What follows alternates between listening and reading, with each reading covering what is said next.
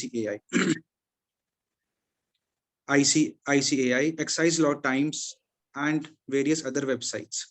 Currently, she is the chairperson for the GST Committee for ACAE, empaneled member of the Indirect Tax Committee for Bengal Chambers of Commerce and Industry, Direct Tax Professional Association, and also the co-opted member of the Indirect Tax Committee for the EIRC ICAI. Further, she is an active member for the Indirect Tax Study Group of EIRC ICAI, past and present co-chairperson for the Ladies Wing at ACAE. She was also the past co-opted member for the Women's Committee EIRC ICAI. With this, I would like to ask ma'am to take over the delegation. Thank you, ma'am. Thank you. Thank you so much, Views Exchange. Thank you, Naveen Khemka ji. Thank you, Naveen Singhal ji, for having me over. Without much ado, I would also like to first extend my warm welcome to all the participants who've joined in. Without much ado, I'd like to begin the deliberations for today. So, as we all know, GST is a very dynamic law.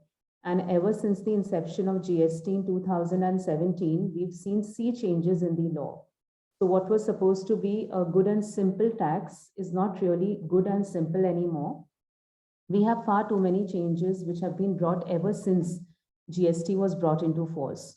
Today's discussion would primarily be on 5 to 6 important changes which have been made effective ever since the 1st of January 2022.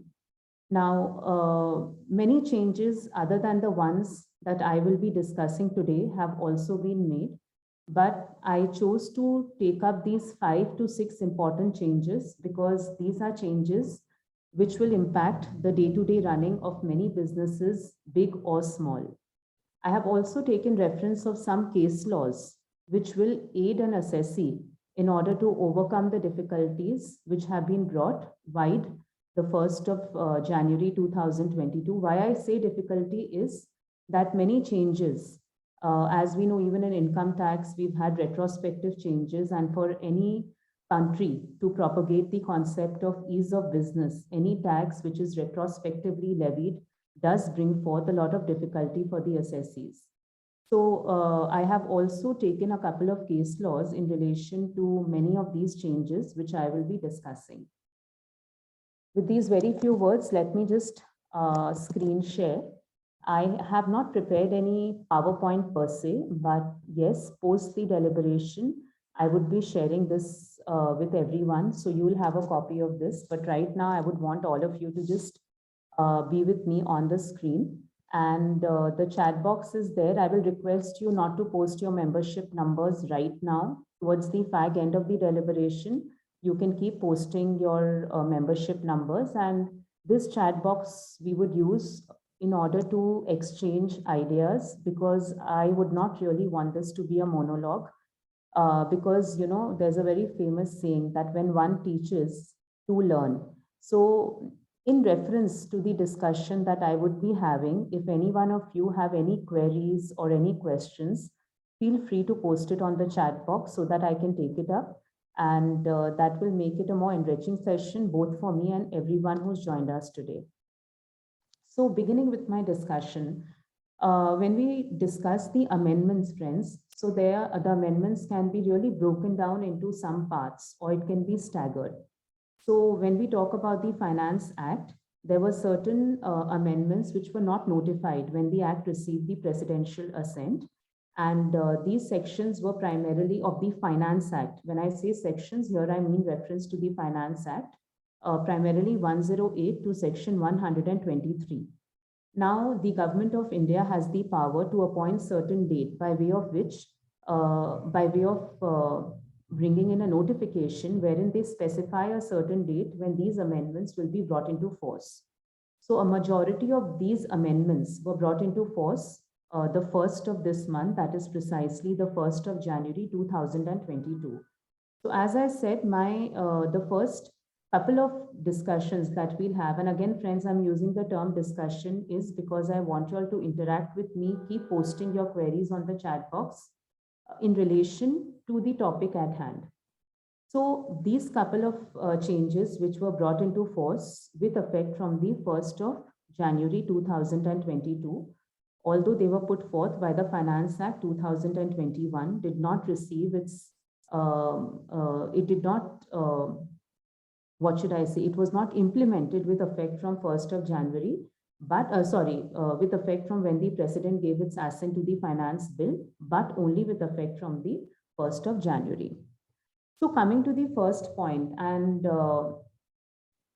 this, as we all know, has always been a very litigative, a pet topic for discussion amongst the fraternity of chartered accountants, even assessees. I've seen Sandeep, who's joined us from the Super Smelters group. So also speaking from viewpoint of the assessee, we all know that input tax credit has always been a matter of immense litigation and immense debate.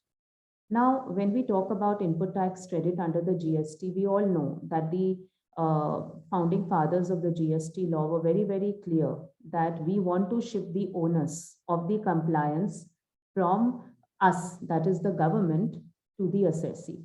Hence, today, if as an assessee, I intend taking the credit of any particular thing which otherwise is not blocked under Section 17 or subject to the provisions of 17 and 18, the law was very clear that you have to satisfy 4 important conditions.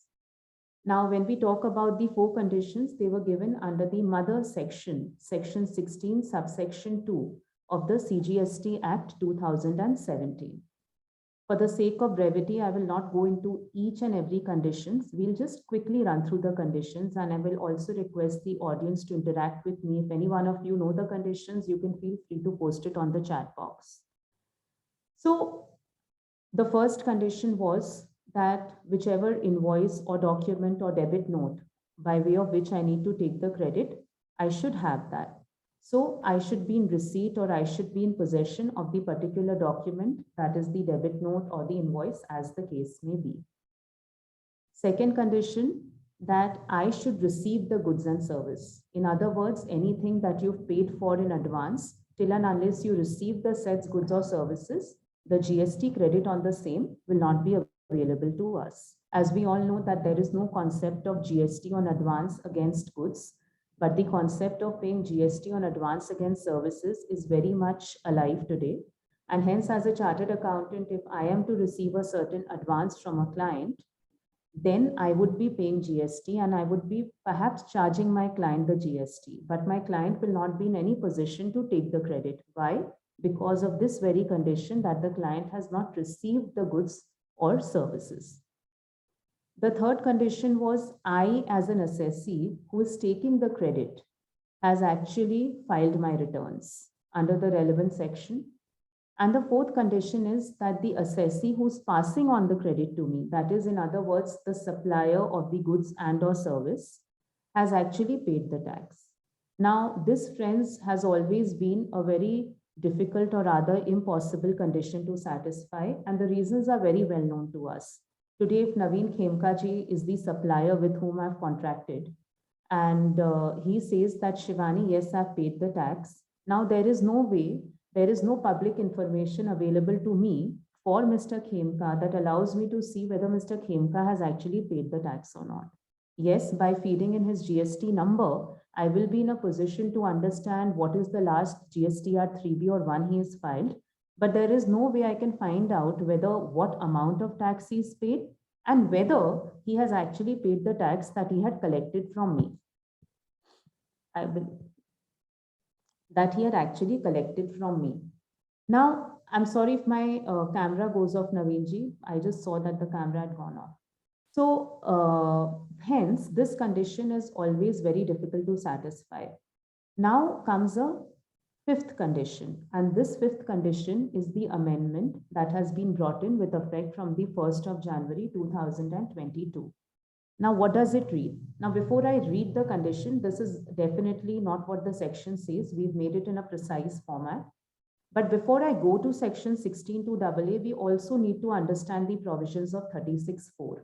Again, not going into myriad details of the particular rule, we all know that that rule is something that governs the basic idea of how much credit will you get. So today, if the credit is not reflecting in my GSTR 2A or 2B, then the act allows me a certain percentage extra over and above what is reflecting in my GSTR 2A or 2B. So this rule has also been amended with effect from the 1st of January 2022. Now, this rule had precisely been implemented on the 9th of October 2019, wherein it had a capping of 20%, then it came down to 15, and finally, with effect from 1st of January 21, the capping was made to 5%. In other words, if my GSTR 2A is showing, say, for example, 100 rupees, and my books are showing a credit of 150, I will not be able to take the entire 150. I will be allowed to take what is appearing in my 2A plus another 5%. Now, keeping the background of section 16 in mind, along with rule 36.4, now what do they say? Now they have added another section 16(2)AA. Now what does 16(2)AA? If you can please put your attention to the second paragraph on the table. Section 16(2)AA mandates that ITC shall be eligible only if the details of the invoice or debit note have been 1. Furnished by the supplier in GSTR 1, and, mind you, the conditions is and, the same have been communicated to the recipient. And hence, as I said, this amendment is coming with effect from the 1st of January 2022. Now, what does it mean? The first question that comes to my mind is that until now, we have been harping upon the ITC, which is appearing in my GSTR 2A, it's been appearing in my GSTR 2B. So, A, what is the difference between 2A and 2B? And the second question that arises is whether my credit will be eligible based on what is appearing in my 2A or what is appearing in my 2B. Now, first of all, friends, we need to understand the difference between GSTR 2A and GSTR 2B. Now, 2A, for the lack of a better term, I would say is a dynamic document, whereas 2B is a static document. Now, when we talk about GSTR 2A, what do you mean by the concept of being a dynamic document? We all know that for any vendor or an assessee or a supplier who's filing the GSTR 1 on a monthly basis, you need to furnish the GSTR 1 by the 11th of the following month. If someone is following the concept of the IIFF, then quarterly basis if they are filing, then they need to file it within the 13th of the following month. Now, what is 2A? 2A is a dynamic document. So say, for example, Naveenji, who was my supplier, for some reason did not file his GSTR 1 for the month of, say, January by the 11th of February. He filed it on the 15th of February, and he is an assessee who otherwise files his GSTR 1 on a monthly basis. So my 2A will definitely show me the entry that he has given me, or in other words, what is come to me through his GSTR 1. On the other hand, the 2B gets auto-populated and static on the 14th of the next month. That means that if any GSTR 1 is filed after the 11th, then that particular data will not reflect in my GSTR 2B. So this is the primary difference between my 2A and between my 2B. One is a dynamic document which will keep getting in the entries based on the GSTR 1 filed by my vendor, whereas 2B is a static document which gets frozen, which gets completely static by the 14th of the next month.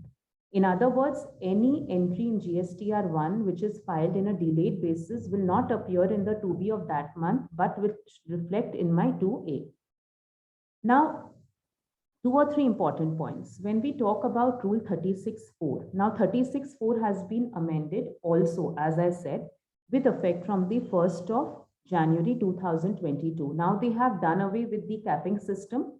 If I was to tell you in short, 36.4 now says that we will give you GST credit based on what is appearing in your GSTR 2B. It's very, very clear that we will give you the ITC based on what is appearing in your 2B. That means it makes a very specific mention that we will give you the credit based on what is appearing in your 2B.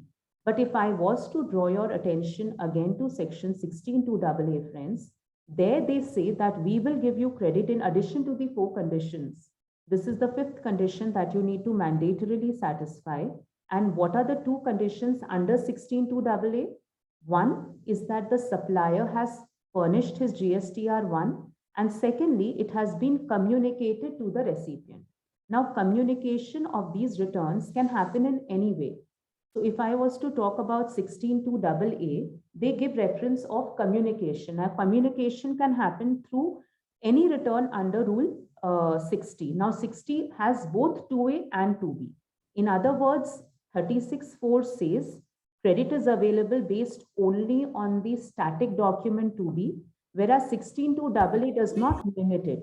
It says we will give you credit as long as you get the communication. Now, communication to me can be both in 2A and 2B. So the question that arises is that if certain credit is appearing in the 2A, before I file my 3B, I can see it in the 2A, but I can't see it in 2B. Will I be able to get the credit or not? So the section does not give any embargo, but yes, the rule has constricted that. So this obviously will lead to litigation. But to be on the safe side, if you really don't want to go in for litigation, simply take the credit which is appearing in your GSTR 2B. And hence, at the last, I've written that the fate of 36(4) is uncertain. The second point which arises is that it's only for the first time ever that they have given GSTR 2A or 2B a legal recognition by inserting a provision in the Act. We all know there are numerous case laws and judicial pronouncements which go on to say that the rules cannot override the Act. So till before the 1st of January 2022, friends, if there were certain differences in the ITC that you have availed and or utilized vis-a-vis what's appearing in your 2A or 2B, and the department has actually initiated some recovery proceedings on that. So what should be the case of those particular assessees? Or even if they have not, you have filed your GSTR returns till the financial year, I'm assuming 2021, also the annual returns are to be filed within the 28th of February.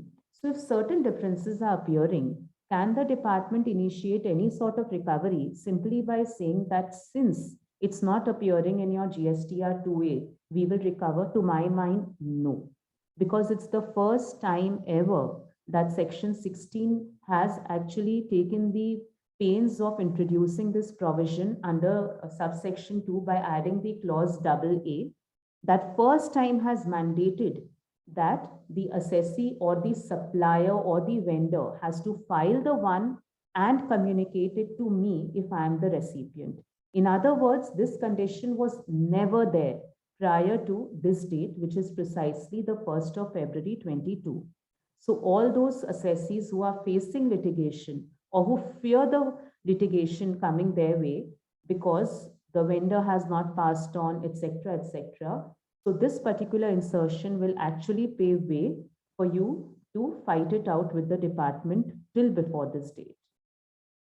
Also, another few issues I would like to discuss vis-a-vis this particular insertion of the or the amendment to the section is transitional issues.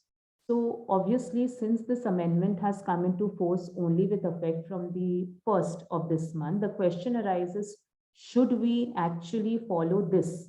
That means the prior rule 36(4), wherein there was a capping of about 5%, should we follow that or should we follow the new rule?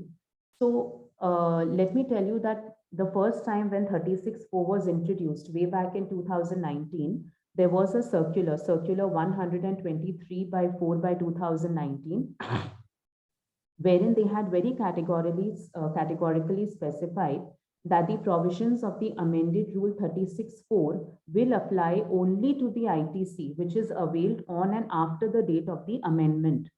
So to my mind, since this amendment has come in with effect from the 1st of January 2022, the provisions of section 16(2)AA read with rule 36(4) should apply only and only with effect from 1/1/22. In other words, any ITC that you have availed prior to this date, the existing provisions which existed prior to the said date would apply. So this was another thing that I wanted to discuss.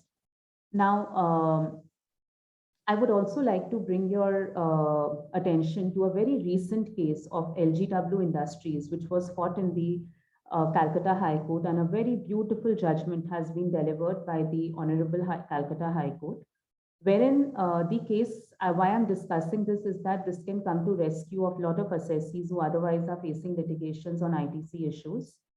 So we also have seen that the government as a whole and the council have been bringing in a lot of amendments in order to nab the assessees who otherwise are indulging in fake invoicing or circular trading. While we see that these amendments have been brought in only to nab such kind of assessees, but even honest assessees get to pay a price. So this particular decision in case of LGW Industries has paved way for a lot of such honest assessees to stand strong and continue the way that they are doing business. So what was the case? The department's case was that the assessee had taken certain ITC, and the ITC was passed on by a particular vendor whose registration was cancelled by the department, also that the particular vendor never existed, and hence the entire ITC was questionable. So the Calcutta High Court said that, I'm narrating this in very brief, and you can see the citation, and the case, as I said, is LGW Industries. So in this case, the Calcutta High Court rendered the ratio that, see, if the assessee, while transacting with the particular vendor, has all the papers, every invoice on record, and all the documents that go to prove beyond doubt that what the assessee was doing was in complete good faith. And secondly, that when the assessee was transacting with the vendor, at that given point in time, the vendor was very much registered on the GST portal. And every evidence that has been gathered by the department is in favor of the assessee. Just because at a later point in time, when the department discovers the vendor being a fraudulent vendor, whose registration has been subsequently cancelled void ab initio, does not render the ITC questionable.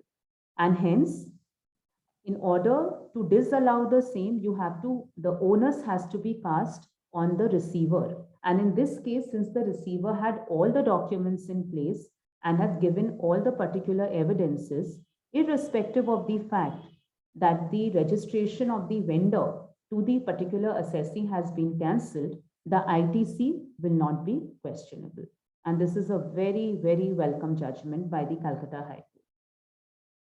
So friends, this was as far as the first change was concerned, which is 16(2)AA. Just to give you a quick recap, we discussed what are the new provisions of 16(2)AA. Number one should be the supplier has to file the GSTR1 and also communicate it to the particular recipient. This amendment will apply, to my opinion, only to the ITC, which is availed on or after the 1st of February. 36(4) correspondingly has been amended, and because of 16(2)AA, what was the entire fate of 36(4) prior to section 16(2)AA coming in becomes very questionable. So all assessees who are facing issues as far as ITC mismatch with their vendors are concerned, this would be a silver lining of sorts.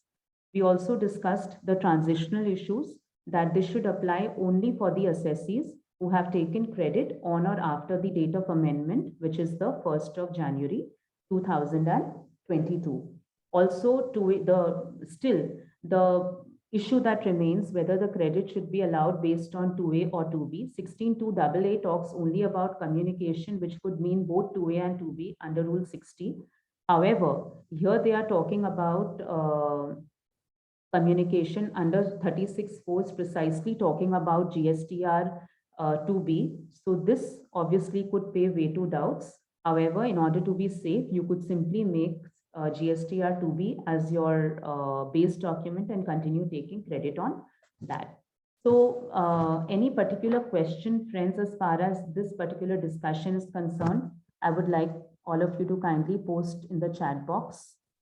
Okay, so we have a couple of questions, which let's see. Okay, and also one important point that I would like to highlight, 36.4 has made a very clear mention of 2B. Now, there are a lot of ITC that today an assessee takes, which otherwise do not flow in your GSTR 2B. One could be the import of goods, import of services, etc. So just because 36.4 has made a mention of 2B does not restrict all other type of credits. So this again is a loophole in law or a sort of a lacuna, because there they say we will give you whatever is appearing only in your 36.4, and 36.4 talks about 2B. And as on date, as we talk, the credit that you pay when you file the bill of entry, you pay a certain IGST, and that credit is available to you as ITC. That does not flow in your GSTR 2B. Again, if you are taking certain services from abroad, say for example, you're hiring a consultant from Singapore, and if you otherwise satisfy the condition of import of services, which is provided under the IGST Act, then you very much have to pay GST under reverse charge. So that again will not flow in your GSTR 2B. Obviously, these credits are available, but the law does not seem to have taken care of this. So there again, certain litigation may arise in the mind of the department. So how are they planning? There's a question by Mr. Soumya which says that, I'm sorry, Mr. Miss, by one Soumya who says that how are they planning to implement GSTR 2B?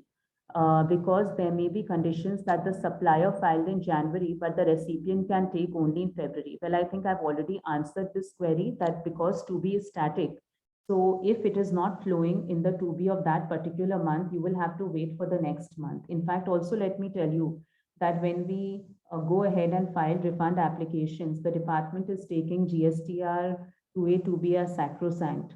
So in particular months where the 2A is not, where you're not getting the particular data in your 2B in that particular month, you have to actually wait and file the refund application in the subsequent month. Going to the next query. Does the judgment have been challenged? Well, we can wait for it. Obviously, the department has a lot of reasons that they can challenge this judgment. We have filed there's a query which reads, we have filed our 3B in January 22 for the month of December. Okay. However, we claimed ITC in December 21 based on 36.4. Is our stand correct? Again, I think I've already discussed this. This is by Mr. Shiv Shankar Shaw. Yes, Mr. Shaw, to my mind and to the best of my knowledge, I would say that this particular amendment is available only with effect from 1/1/22.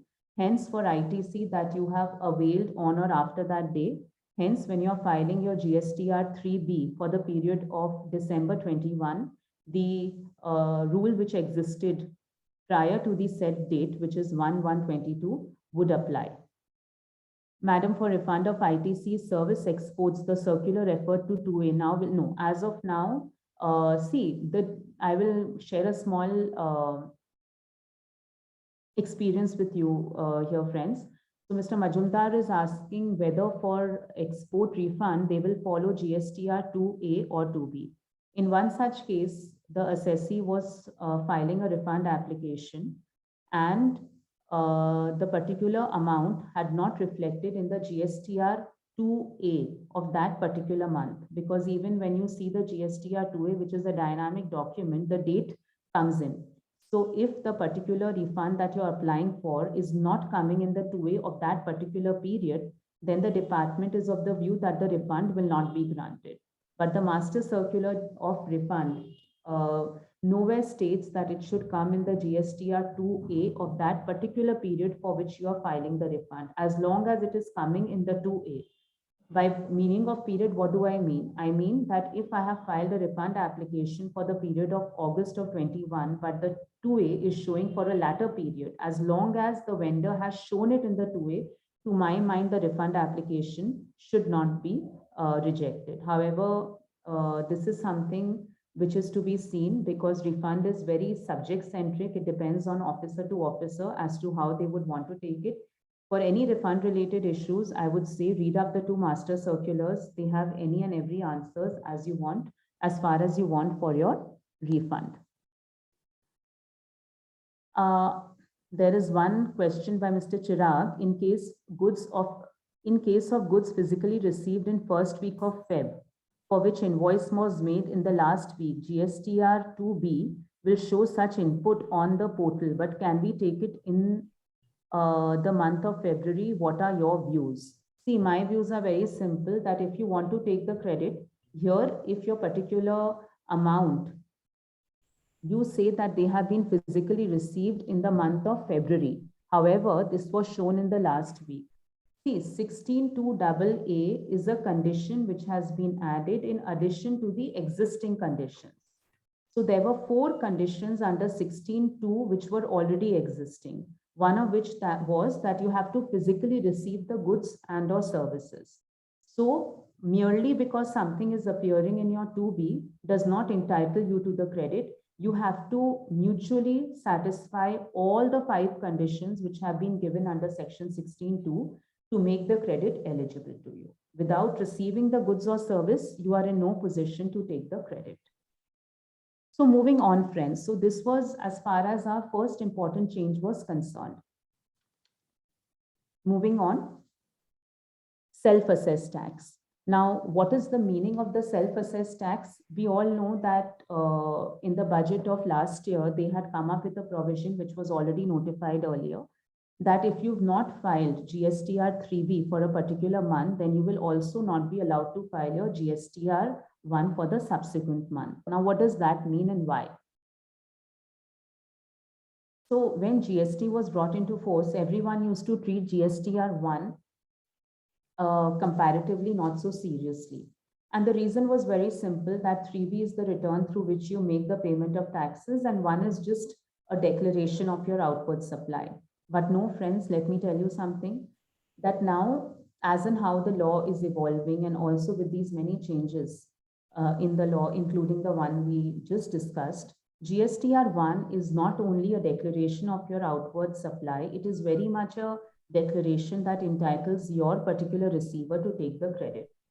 Hence, what you file, you have to be extremely, extremely careful about that. Now, imagine a situation wherein your output liability is just merely, say, about 50,000. But while you were filing your GSTR 1, you landed up doing a clerical error and you landed up making that entire outward supply instead of 50,000 as rupees 5 lakh. To your mind, it is easy and simple, no worries, I will just pay the right tax in the 3B. And if and how the assessment comes, we will deal with it later. But that particular GSTR 1, if you filed to a B2B customer, then you very well know that you have actually passed on the credit to the extent of an additional 4,50,000 to your receiver. And hence, last year around, the government came up with this amendment that if you've not filed 3B, you will also not be able to file your GSTR 1. Now, what they have done is, virtue section 114 of the Finance Act, they have amended section 75 by adding an explanation. And what is the explanation? The explanation goes on to say that self-assessed tax shall include the tax which is payable on supplies in respect of which details have been furnished by the taxpayer in GSTR 1, but have not been included in GSTR 3B and hence not paid. Now, what is the big harm? You would think that it's all right for us to understand that as self-assessed tax, but see, friends, here, this is where the difference lies. When we talk about self-assessed tax, then the recovery can be initiated under section 79 without issuance of a show cause notice. So until now, GSTR 1 declaration was not a self-assessed tax. Now they say that GSTR 1 will be very much a self-assessed tax. And how did they do that? By virtue of adding an explanation to section 75, subsection 12. Now, what do they say? Here, 75, mind you, starts with a non-obstant clause, which says notwithstanding anything. That means when we talk about any particular recovery under section 73 or 74, 73 is by virtue of issuing a show cause notice when there is no case of a fraud or malified intention on part of the assessee. 74 talks about recovery cases where there has been a malified intention or any particular intention to evade taxes on part of the assessee. By including GSTR 1 liability as a self-assessed tax, they have said that now the recovery can be made also without the issuance of a show cause notice. That means that Now, whether in the case that we just discussed that there is a difference of 4,50,000, the department is well within its rights, A, not to show cause you, that is, they will not ask you for an explanation, and they can proceed with the recovery of taxes, which could be by way of attachment of your bank account, selling of your immovable property or your movable property, etc., etc.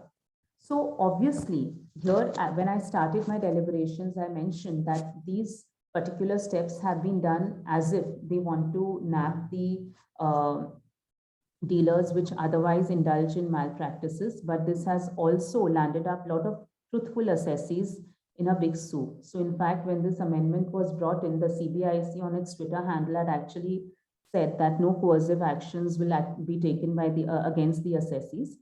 So we have made a humble suggestion and a submission to the government that give, in at least in cases of clerical error, give the assessee a certain time frame, because as we all know, there is no concept of amendment of GSTR1 under the GST. So at least give us a time frame of maybe 4 months, 6 months, wherein at least by way of an amendment, or because whenever there is a clerical error, we can make do that particular mistake or undo that particular mistake, so that we do not receive the brunt of recovery notices and actions from the department side.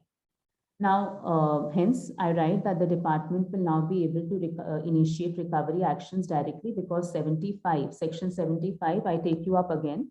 Here they have spoken about, speaking about section 75, wherein they have amended the definition of self-assessed tax. Now, 75 starts with a non-obstant clause that notwithstanding anything contained elsewhere, that means the department is well within its right to initiate recovery actions against any particular amount of tax which is declared under 75.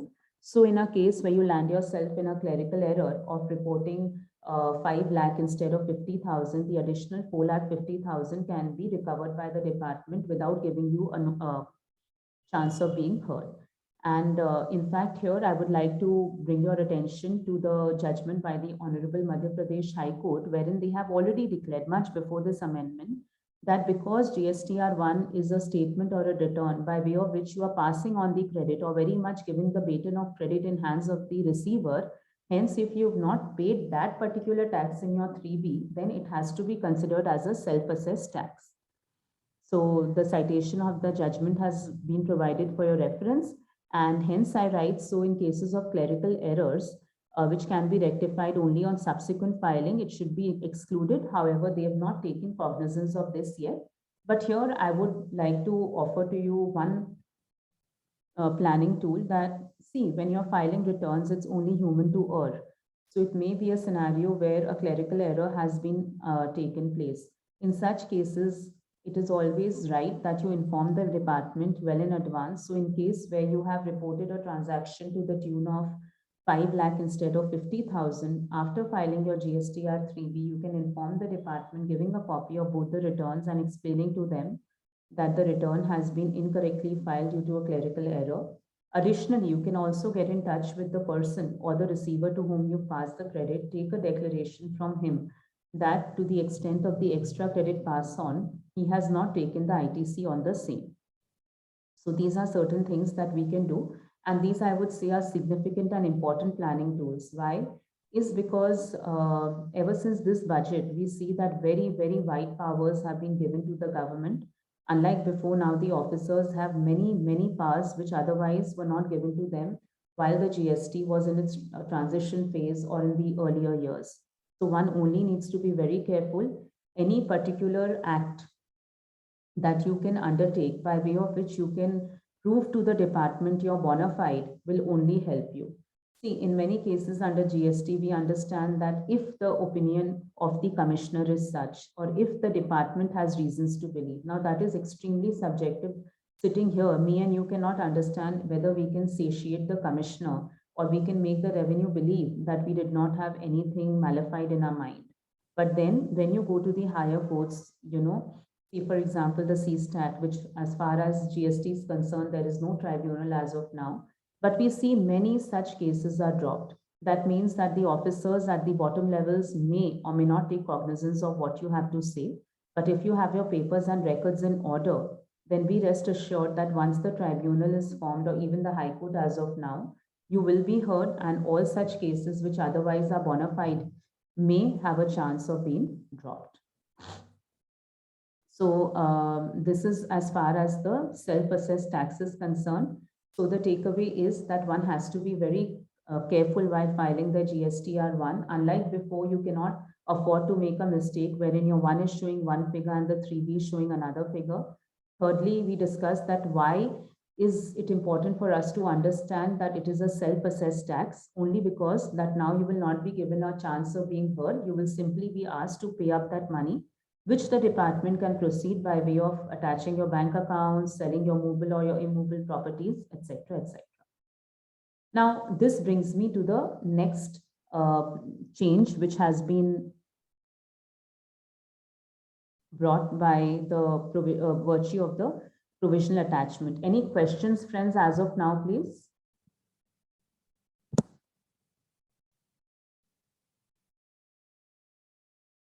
Okay, so I'll proceed further. Provisional attachment. So provisional attachment, now this particular amendment has been brought in by amending section 83 and by virtue of section 115 of the Finance Act 2021.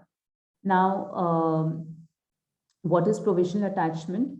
Provisional attachment under 83 can be undertaken only during the pendency of the stipulated proceedings. If no pendency, no provisional attachment can be initiated by the department. This can is actually a scenario prior to 1/1/2022. So what does section 83(1) say? Today, before we come to what the section says today, let us understand what the section had to offer prior to 1/1/2022. So I will quickly just read the particular sections on which section 83 was applicable. So when we talk about pendency of proceedings, that means, say, for example, as an assessee, I have certain proceedings which are pending with the revenue. Now, what kind of proceedings could be pending? There was very strict guidelines as far as these pendency of proceedings were concerned.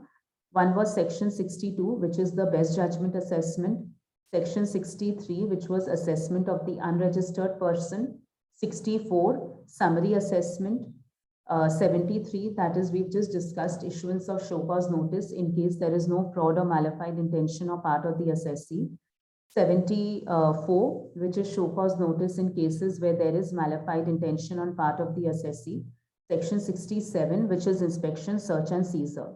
So if any proceedings are pending against me as an assessee under any one of these sections, which are 62, 63, 64, 67, 73, and 74.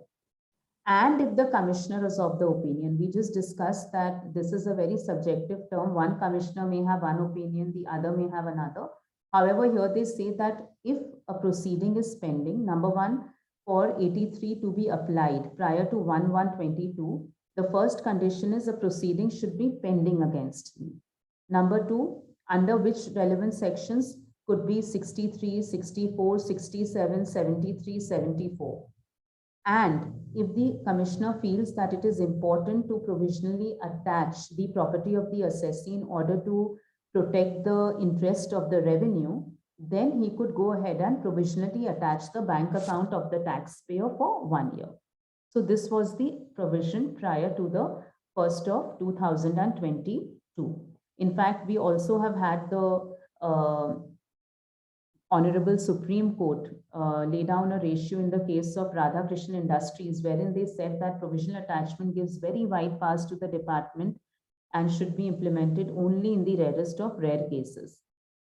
So what is the existing prior provisions? The provisions prior to 1/1/22 said, number one, there has to be a proceeding which is pending against an assessee only under the relevant sections, which is 62, 63, 64, 67, 73, and 74. Number three, the commissioner is of an opinion that it could harm the interest of the revenue if he does not indulge in provisional attachment.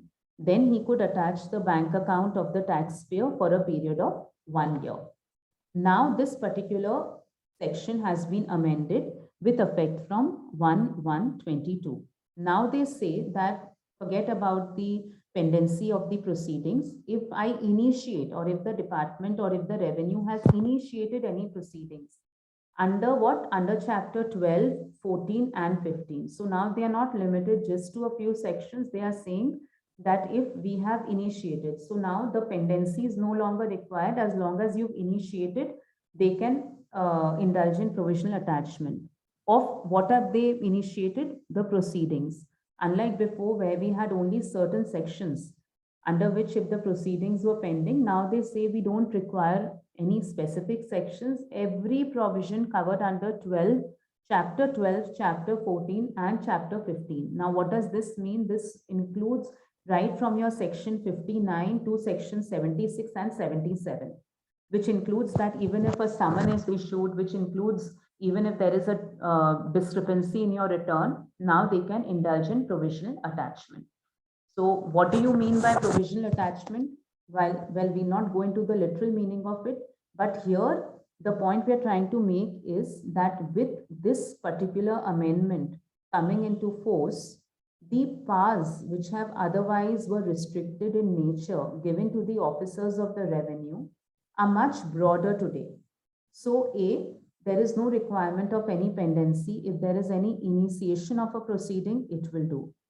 Number two, we are not restricted to a few sections. Now, every particular proceeding under chapter 12, 14 or 15, if it is initiated, then the provisional attachment can be done. And now further on, when we say that what are the scope of this particular provisional attachment, that means even a short discrepancy in your return, even if a summon is issued, even then the provisional attachment can be done. In the provisions prior to 1122, I mentioned that the act was clear that you have to provisionally attach the property of the taxpayer for a period of 1 year. Here they say that any person, the provisional attachment can be done. Now, what do you mean by any person? Any person is a person defined under 122 1A. And what does it say? It can also be a consultant. So today, if I'm a consultant, or maybe if I'm a company secretary in a company, I'm the GST manager of that company, then by virtue of me being identified as any person under 122 1A, I can very much fall within the trap of the provisional attachment. And what are the offenses which they have mentioned under 122? It could be anything. It could be something like someone who is issuing invoices without actually supplying the goods and services, which includes the case of fake invoicing. Could be someone who's actually supplying goods and services without issuing an invoice, which means cash transaction. Could be someone who's fraudulently availed an excess ITC, etc. Could also be in relation to the credit in relation to input service distributor. So in all these cases, here now the provisional attachment can be adhered to by the officers of the revenue. So obviously this is something where draconian powers have been given to the government. A counter responsibility should also be shifted on the commissioner. So in cases where it can be proved that the assessee was functioning in a bona fide belief, as of now we do not have any provision wherein a counter responsibility can be fixed on the commissioner. But yes, we have made a humble submission to the government that this should be taken care of, because these are very, very draconian powers, and this can lead to a lot of unrest within the honest community of the taxpayers. So if I was to run through, section 83 can be taken by the department. The first para is the period prior to 1122. So which says that it has to be pending, and pending against only a few sections of the act. Now, I have given the reference of a particular case law which was delivered by the Bombay High Court in case of Kai Shimpex, which held that in this case, provisional attachment proceedings were undertaken by the revenue because there were certain proceedings which were pending against the assessee against under section 70. That means summons were issued. So actually the provisions, the High Court ruled in favor of the assessee and held that the revenue was incorrect in initiating the proceedings. Why? Because in this particular case, the summons were pending, while the proceedings were pending, but it wasn't under the relevant sections which were given under 83. Because summons were issued under section 70, and hence they say that the Honorable Bombay High Court said that the entire provisional attachment proceedings were null and void and illegal. And also Punjab and Haryana High Court, the Gujarat High Court have held similarly. So very recently we came across a case of provisional attachment. So while the assessee came to us much later, we realized that the assessee before coming to us had already fought on merit, saying that why provisional attachment should not be done, and it was on its way to prove the bona fide belief and that it had done nothing wrong, etc. But they missed out the very tenet of the section. So the section before 1122 as it stood was not applicable to any and every proceeding which was pending against the assessee. So in this case, as I discussed in case of Kaish Impex, the proceedings were pending under section 70 because summons were issued. And then these particular sections, other than the ones that I mentioned, which precisely include section 67, 64, 63, 73, 74, did not fall within the ambit of that, and hence it was struck down. So it's very, very important for us to understand that when the department is initiating any proceedings, whether by way of a summon, whether by way of provisional attachment, we need to understand first the scope of the section, whether we as assessees fall within the ambit of that scope, and whether the department is well within its powers to issue that particular proceedings or to initiate. And thereafter, we should understand how to go about it. So this was one. Now talking with effect from 1/1/22 is the particular section stands substituted, and to the extent of giving wider powers to the revenue officers. And what do they say? That number one, it can be undertaken after initiation. So earlier it was pendency, now it is a mere initiation. And earlier it was under a few sections of the Act. Now they cover all the provisions under Chapter 12, under Chapter 14 and 15. If the commissioner is of the opinion that whatever he is doing is necessary to do so in the interest of the revenue, then he could also, and as I said, these chapters are very wide, which would include summon, which include assessment, search, maybe like a discrepancy in your returns, so on and so forth. And provisional attachment can also extend to any person as defined under 122(1)(a) for any offenses under 122. And 122, as I said, could include as simple as incorrect availment of ITC, or as gross as fake invoicing or cash trading, and as long as this any person is standing to gain out of this particular transaction. So that is all as far as the provisional attachment is concerned. And this is the ratio delivered in the case of Radhakrishnan Industries, that which was I think by the Honorable Justice D.Y. Chandrachud, wherein he said that these are very draconian powers, and hence in this case they held that it should be only exercised with a lot of caution in the rarest of rare cases, and the powers cannot be abused by the revenue. Any questions until now, please?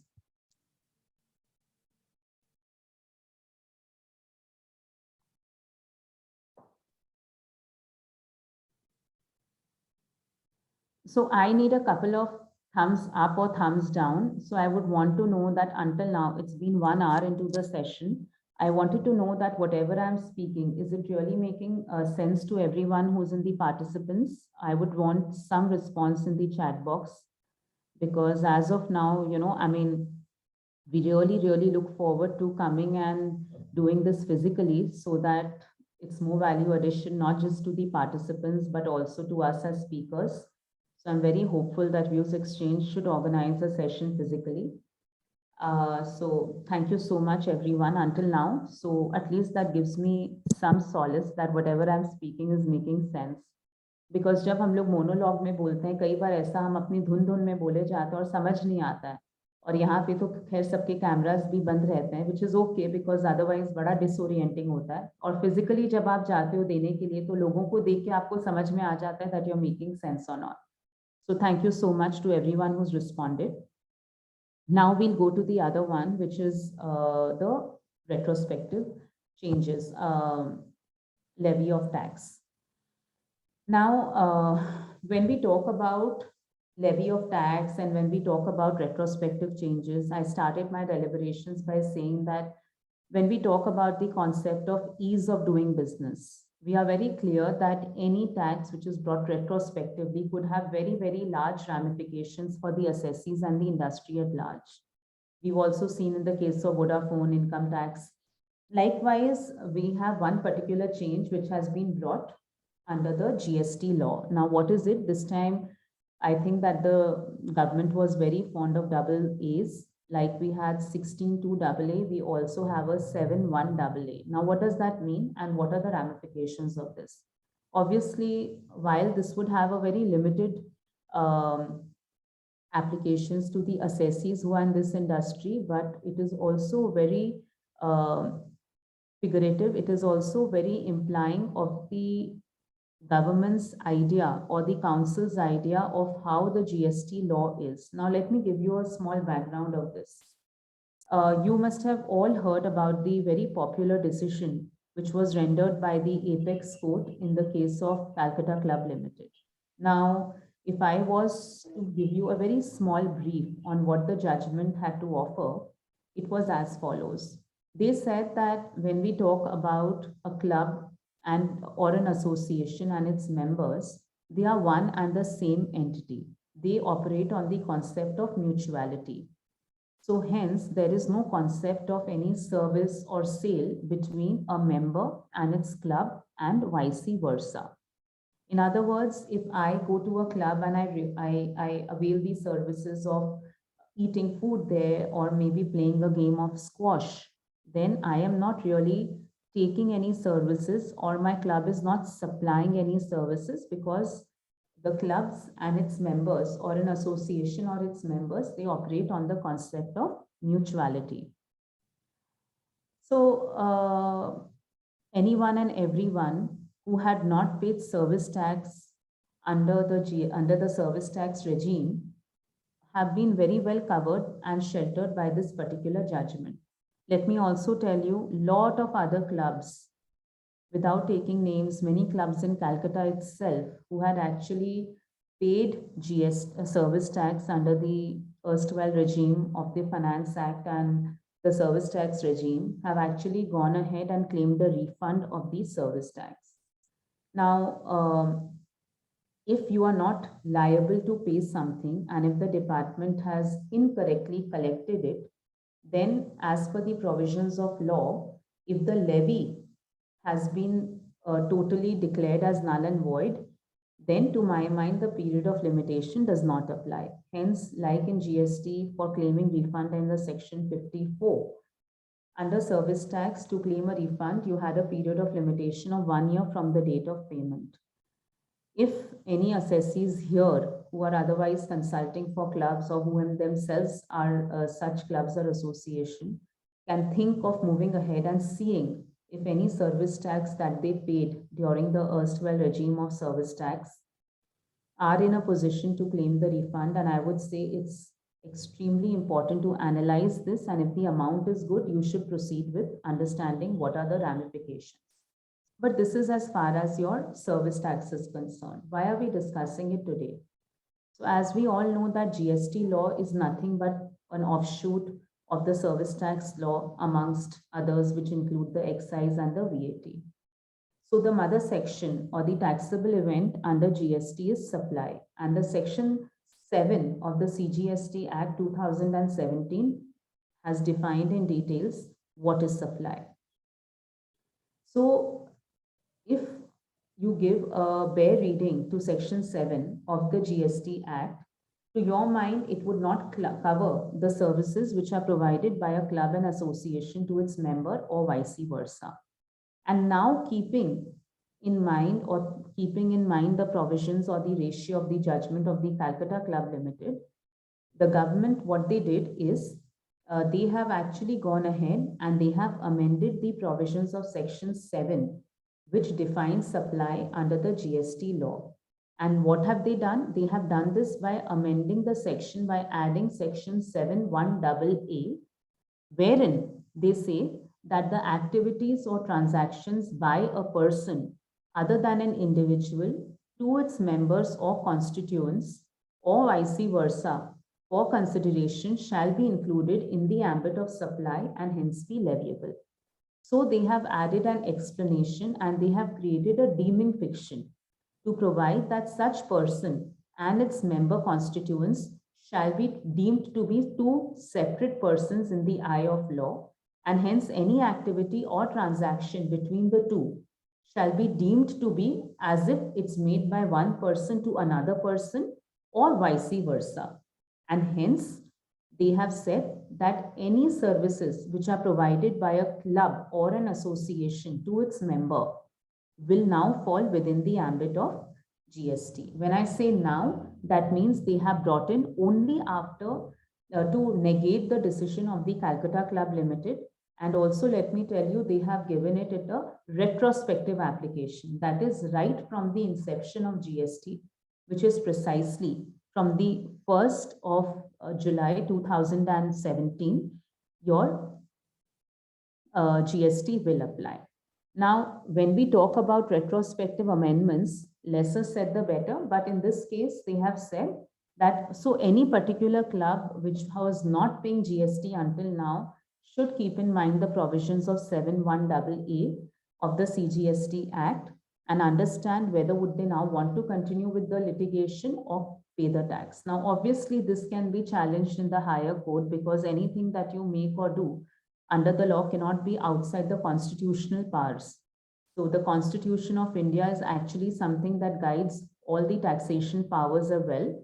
Now, whether this is challenged in the higher courts or not, that only time will say. But as of now, what they have done is they have amended section 7 by adding 71AA by creating a deeming fiction, which goes on to say that a club and its members are two separate persons and any supply by one to the other will very much be a supply from one person to the other and subject to the other conditions.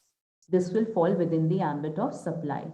In other words, they have simply negated the concept of mutuality and they have simply negated the after effects of the judgment of the Apex Court in the case of Calcutta Club Limited. Now, obviously, the minute we talk about a retrospective application, there also arises a question as to what would happen now to all these assessees who have not paid any GST until now. So this tax obviously cannot be got rid of, but you can always take the benefit of this particular judgment which I have given, Star India Private Limited versus CCE, wherein they have very categorically said that when you bring in a tax retrospectively, the penalty cannot be made with retrospective application. So interest, as we understand, will be paid whenever you have not paid a certain amount of tax on time. So here they go on to say that in this case, it will be, when we talk about interest, it's a quasi punishment. And if I can read one line of the judgment wherein they read that liability, though created retrospectively, could not entail punishment of payment of interest with retrospective effect. So this was very beautifully laid down in the judgment of Star India Private Limited and by the Apex Court, and the citation has been provided. So this is something that we need to understand, that retrospective changes means and definitely an implication of interest. And whenever we talk about any such changes which have been brought in retrospectively and which have widespread ramification in terms of having a tax impact on the assessee, the interest will come in and this judgment can definitely come to your rescue. So this is as far as the change of 71AA was concerned. Any particular queries as of now in whatever we've discussed? In fact, we are discussing supply. So I would also like to take any particular queries which you may have as far as the entire concept of supply under GST is concerned. So no queries. I think we can proceed further. Okay, I get one query. Okay, no, Naveenji says no. Okay, so now we go on to the next change, which talks about recovery of taxes. So, friends, when we talk about recovery of taxes,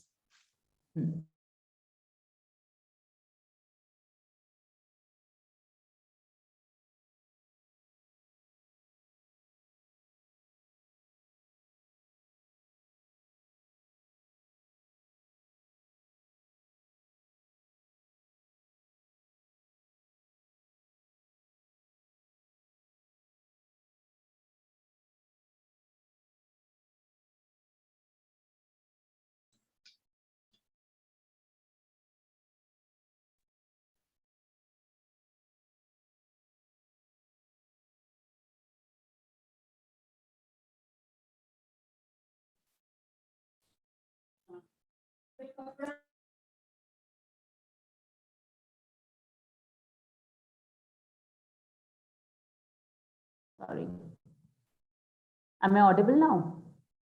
Yes, ma'am.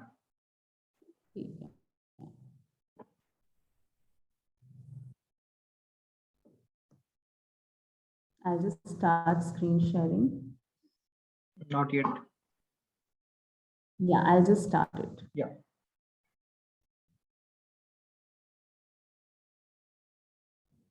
Right. So we were discussing the provisions of section 73 and 74. What does 73 say? So 73 is actually granting recovery options to the particular officers of the revenue, and they are in no doubt that whatever the assessee was doing in good faith, with no malified intention, with no intention to evade the taxes. There the powers given are constricted in terms of the timelines they have in order to issue show cause notices and orders, vis-a-vis section 74, which talks about recovery cases where the assessee has indulged in a fraudulent act or a malified activity or any particular activity to evade the payment of taxes. And here the government has, or the department has, larger powers in terms of issuing the order or the show cause notice. The time frames are much longer. So what changes have been brought in this case? So 73 and 74 of the Act grants an option to the person to conclude the proceedings of the recovery subject to the making of payment of tax, interest, penalty within the stipulated time frame.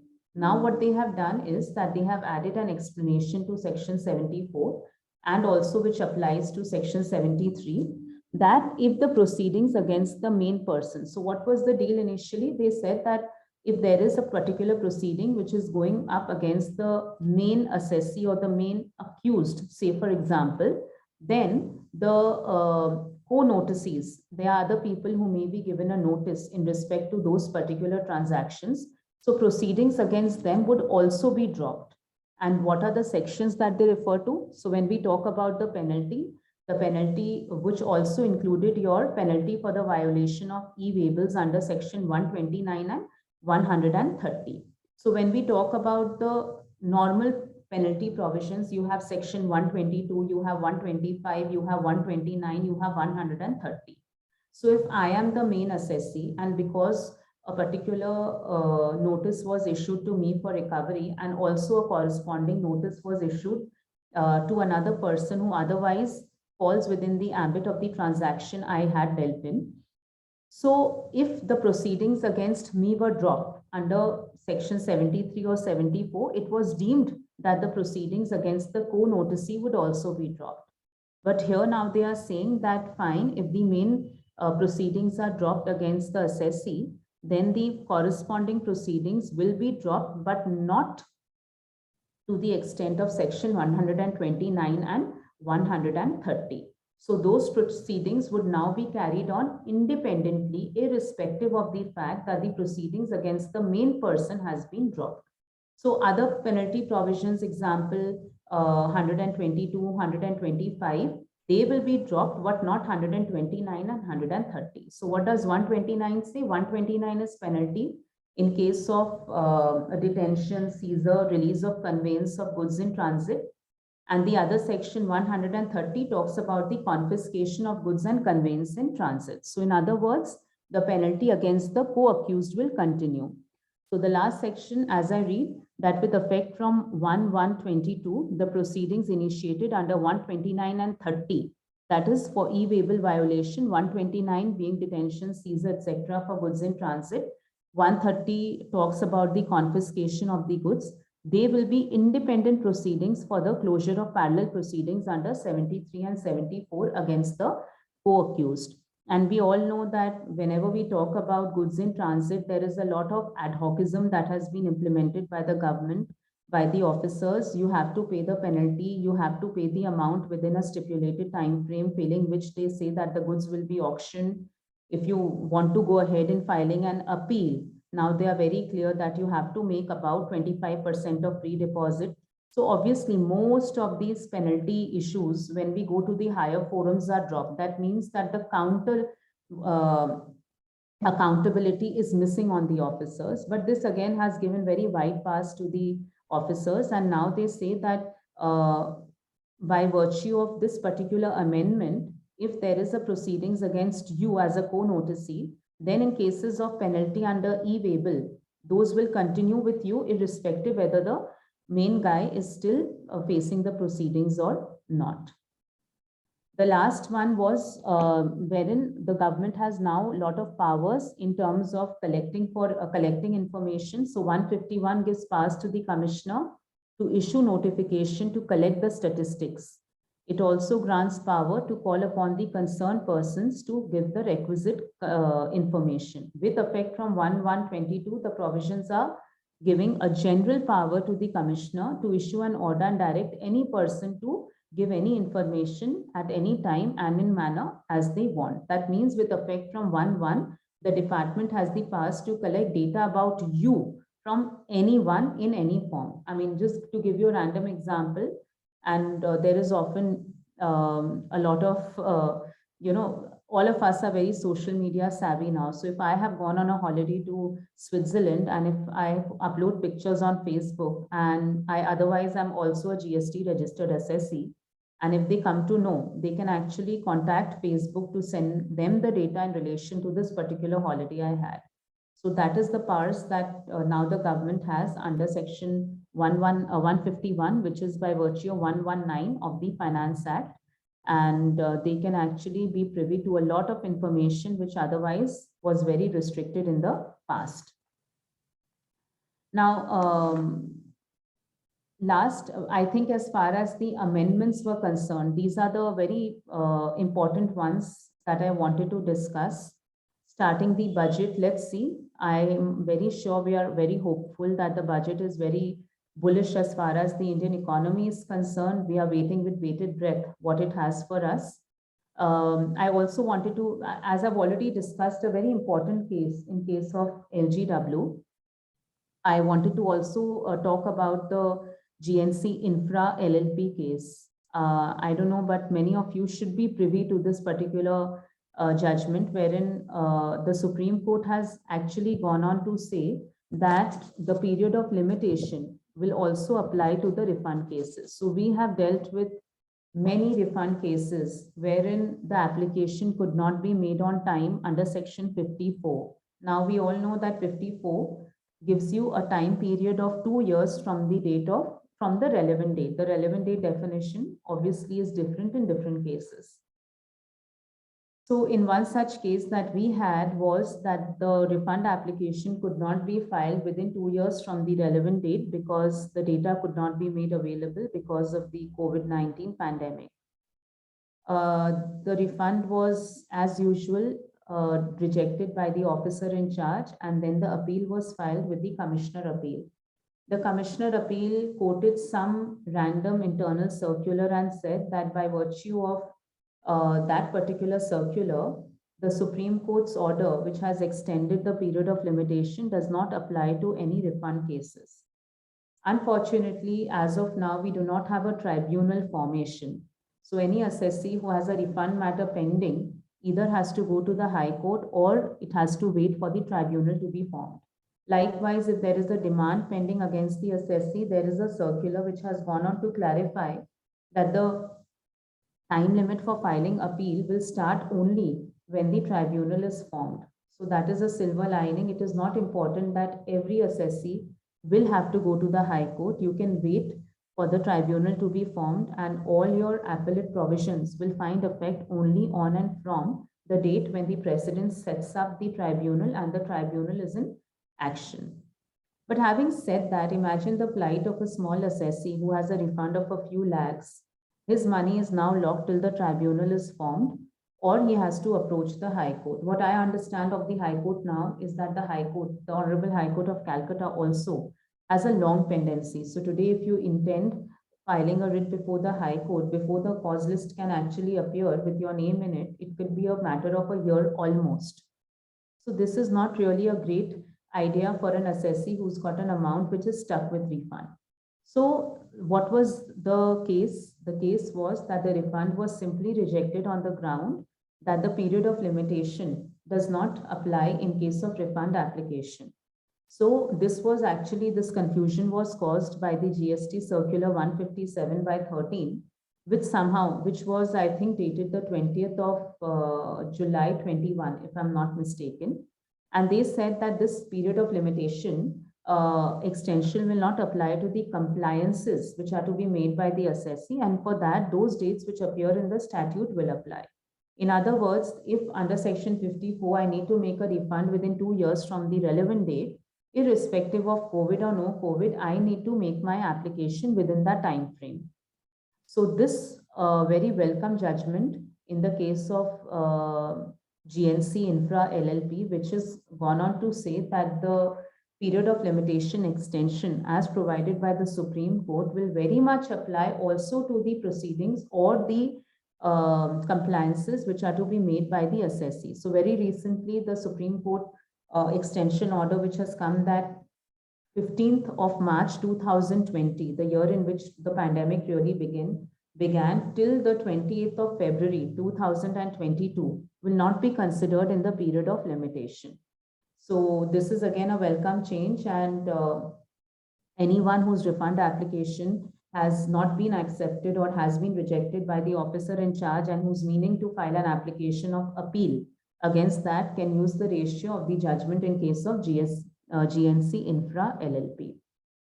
I think from my side, I had this much. And also, let me tell you, there are also a lot of other judgments which have gone on to rehash this particular ratio. One very recently being delivered by the Bombay High Court in the case of Bombay Sehir Supply Chain Consultancy.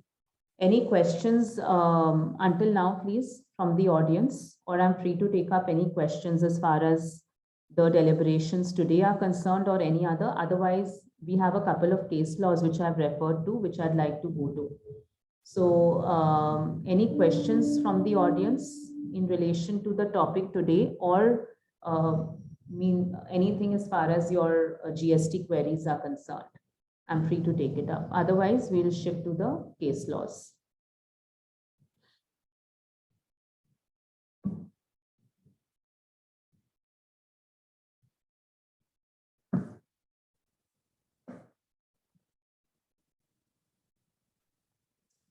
So Mr. Majumdar has a query.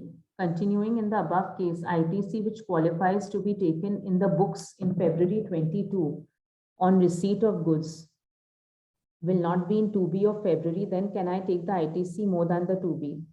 Okay. Now see friends, this two-way 2B reconciliation will be an ongoing exercise for all of us. Mr. Majumdar's query is that one condition of section 16(2) he lands up satisfying in the month of February. The other condition he lands up satisfying in another month. If he waits for all the conditions to be satisfied, then the 2B will not match. So when he's got a very valid point, so there will always be the spillover of 1 month to the other. I always maintain, and I always say this to all my clients also, that GST to a large extent is a matter of opinion. So as long as you can prove your stand to the department at the time of assessment or audit, you should do what you want to do, not what a speaker comes and tells you at a platform like this. If I was to give you my opinion, I'm very clear that ITC is subject to the conditions being satisfied under section 16(2), which include the following. You should receive the goods and service, you should have the invoice, the vendor should make the payment, you should file your returns, the vendor should communicate the details to you, and the vendor should file the GSTR1 and communicate the details to you. So if the 2B credit is appearing in 1 month and you land up taking it another month, what you can do from your end is to prepare a month-to-month reconciliation. While the 2B of 1 month may be lesser, the 2B of another month will be higher. And you must have also gone through the reconciliation statement of GST 9C. There also, and also GSTR 9. So under table number 8, whenever there is a significant difference between the GST appearing in your 3B or the GST that you've availed in your 3B vis-a-vis the GSTR 2A, you can always upload a reconciliation statement. And also, let me tell you 2 or 3 important takeaways since we are discussing about ITC and since the due date for GSTR 9 and 9C for the financial year 2021 is almost round the corner. It's almost a month away from now. When we upload the GSTR 9 and 9C, you must understand that you can upload a lot of annexures with it subject to the size of the file. So you can upload, obviously you have to upload the balance sheet, you have to upload the P&L account. In this case, you can also upload the reconciliation between your GSTR 2A and your GSTR 3B GST availed. Now, it is not important, as I said, that in every month it will match. But as long as you can do a reco on a month-to-month basis and keep it with you, you are in a safe position. Secondly, as I said, it's not possible for you to do a complete matching because things like the import of goods, things like import of service, they will never appear in the GSTR 2B. So that credit is very much available to you. Whenever you file your GSTR 9 and 9C, friends, let me tell you, we always consider 9 and 9C as a lender of the last resort, that whatever you have done through the year as far as your GST is concerned, when you are doing your reconciliation, and this was also an amendment wherein now you do not require the signature of a chartered accountant or a cost accountant in your reconciliation statement. If your turnover is in excess of 2 crores, you file your GSTR 9 mandatorily. If your turnover is in excess of 5 crores, you file your GSTR 9C. Having said that, all these limits are to be seen pan-wise. So if I have a firm, Shivani Shah and Associates in Calcutta, the revenue of which is 2.5 crores, and I have another branch in Assam, the revenue of which is a mere 50 lakhs. Once I satisfy this turnover pan-wise, to my mind, you have to file the GSTR 9 in this case also for my Assam branch. So many people shun away from doing it. I would say that it's important that you file your 9 and 9C because this gives you a time to reconcile everything and put forth your issues along with the clarifications before the department or the revenue. I'll give you a small example. There are a lot of travel agents who actually operate on the concept of pure agent. What is pure agent? That today, if I take a certain reimbursement from you, I will not pay GST on that. I will not charge GST on that. That is not something which is a part of my revenue. But if you see the 26 AS, when the person is making me the payment, it may cut a TDS on that. So the TDS statement is showing one figure and my GST income or supply is showing another figure. As you know, GSTR 9C is nothing but a reconciliation of the revenue which is appearing in your audited financial statement vis-a-vis what is appearing in your GST returns. Now, audited financial statements are prepared on the basis, one very important basis is 26 AS. Now, for any service industry, even with GST, when we try to reconcile with the TDS, we are at a loss because there may be such situations where TDS has been cut on a portion which is a part of the reimbursement, whereas in GST, we don't consider reimbursement anywhere, not even as a supply, forget as an exempt supply. We do not reflect it anywhere on the GSTR. So in many such cases, there is a huge mismatch. So what do we recommend? take a undertaking or a declaration from your statutory auditor explaining as to why the revenue in the audited financial statement is X, and you are there as a GST consultant to show why is it Y, and then you can, as a upload, which they allow as an annexure to your GSTR 99C, you can upload that, so that 2 years hence, 3 years hence, when an audit assessment takes place, you are at least falling within the ambit of 73 and not 74, because you have informed to the department what you are doing and why you are doing it. In fact, in many cases, we also recommend the assessees, say for example, in case of GST on ocean freight. We all know that this was a very vexed topic, but later the assessees are of the view that if you are getting an ITC that you pay on the ocean freight on RCM, why take litigation? But if you ask me, to my mind, GST does not apply on RCM on ocean freight because it does not make you a recipient of service in the first place. You are a mere importer.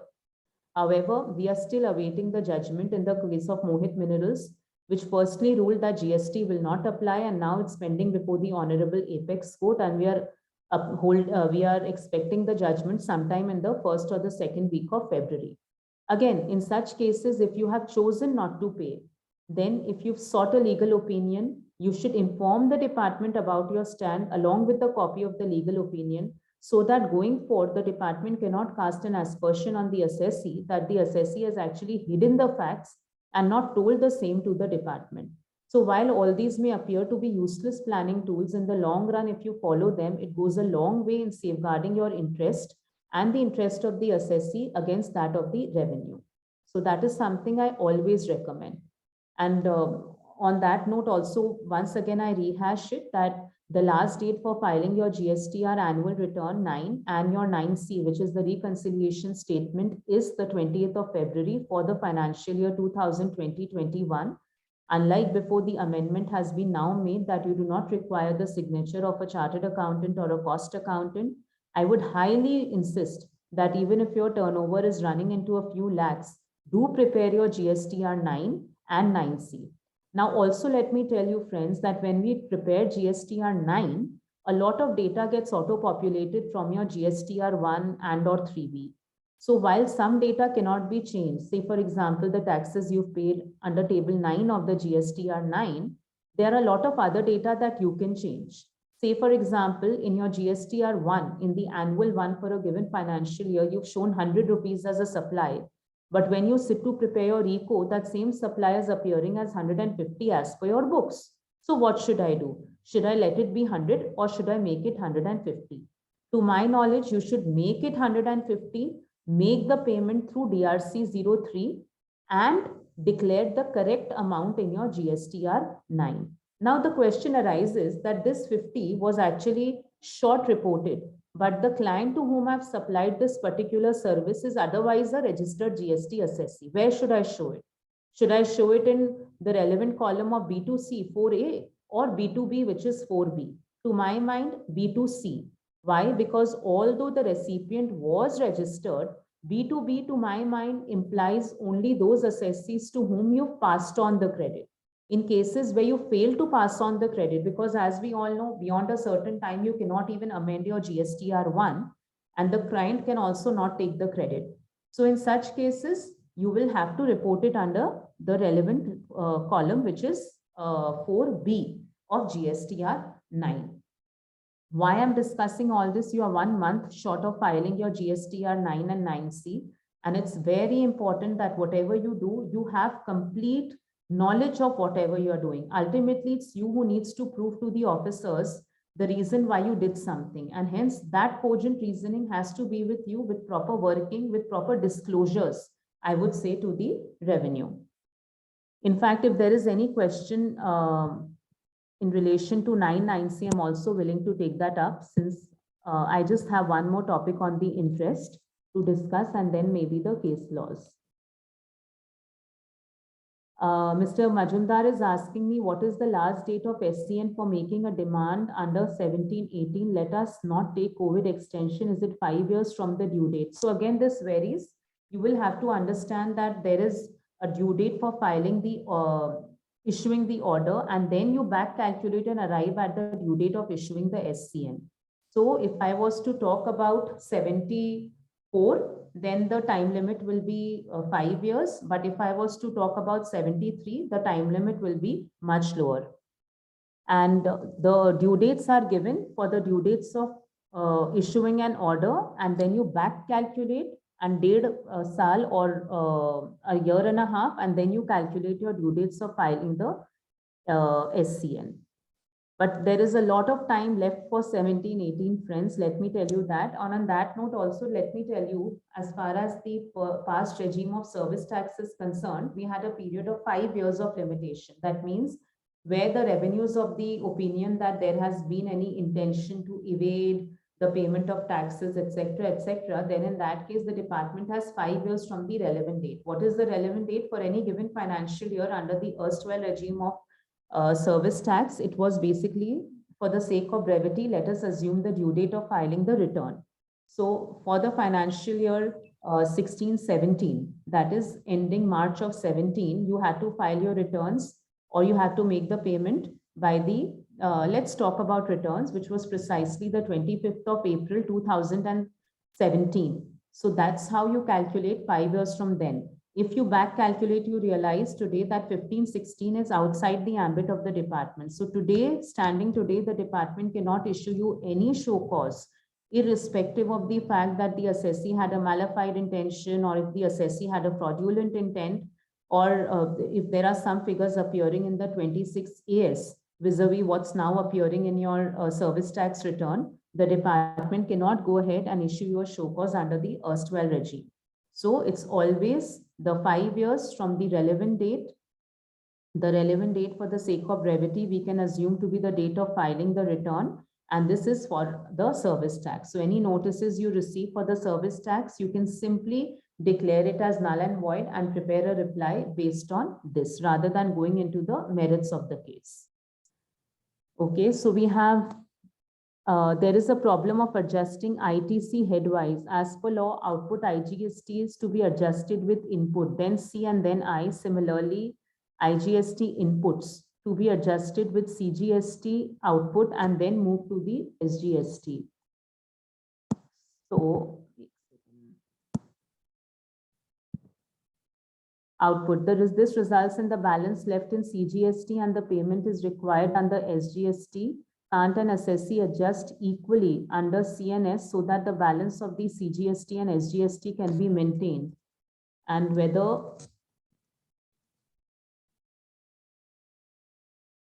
can you, the department in such adjustment cases? Sir, isme to it's very clear that they have provided under the statute that you need to adjust the taxes accordingly. That means I, C, and S, that is the hierarchy. And the reason that they do so is that there is no loss of revenue to the government. As we know that all the IGST collections go to the central government, and then they are shared between the center and the state as per their own backdoor formula. Likewise, with the C and S goes to the state government. So based on this, to my mind, when you file your 3B, and if you try adjusting or retaining a part of your CGST and adjust a part of your SGST instead with your liability, that will not allow you to do so.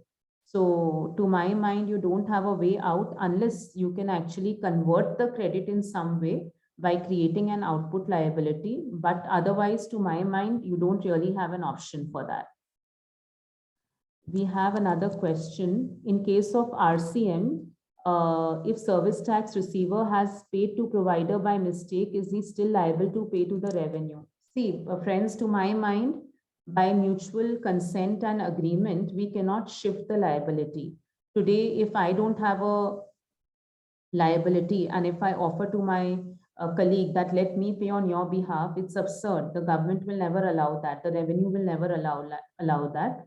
Likewise, whenever there is a liability under reverse charge, to my mind, I would say that by mutual consent and agreement, you cannot pass on the onus to anyone else. So the receiver and the provider are two different people under the eye of law.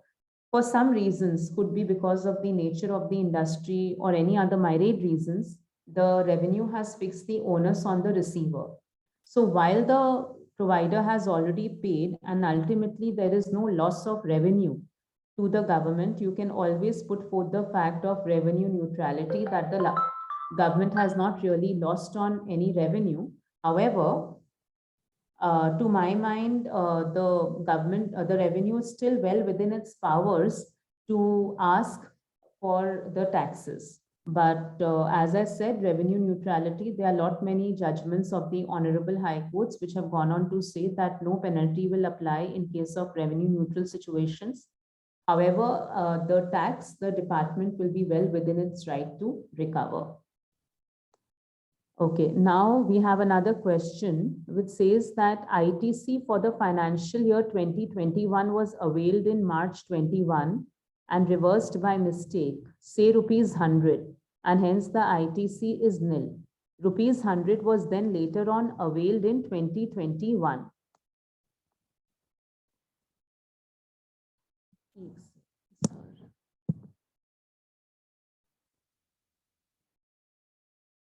In GSTR 9 2021, auto-populated ITC is showing as rupees 100 and not rupees 0.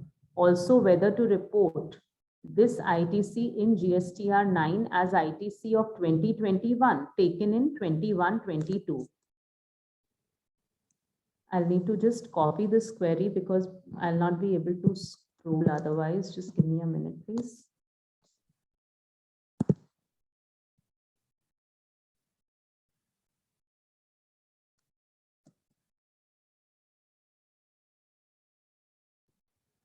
So I've just pasted the query. Naveen ji, you can see it, right? My screen is visible.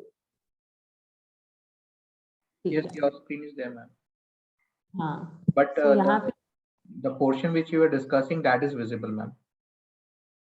हाँ जी वही ना अभी मैंने query paste किया एक so that I can just show it to everyone. Is the text document visible? No, ma'am. Okay, I'll just share that. Just give me a minute, please.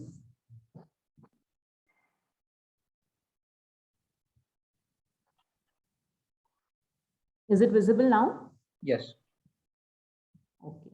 So the query is this: if ITC of the financial year 2021 was availed in March 21 and reversed by mistake, the rupees 100 was then availed in 21. In GSTR 9, it is auto-populated and showing as 100, not 0. Also, where to report? Sabse pehle, before I answer this question, let me give a caveat. This is my opinion. And as I said, a lot of things in GST are based on opinion. As long as you can substantiate yours, go with that. Otherwise, no. But before this, can someone on the chat box help me with the answer to my question?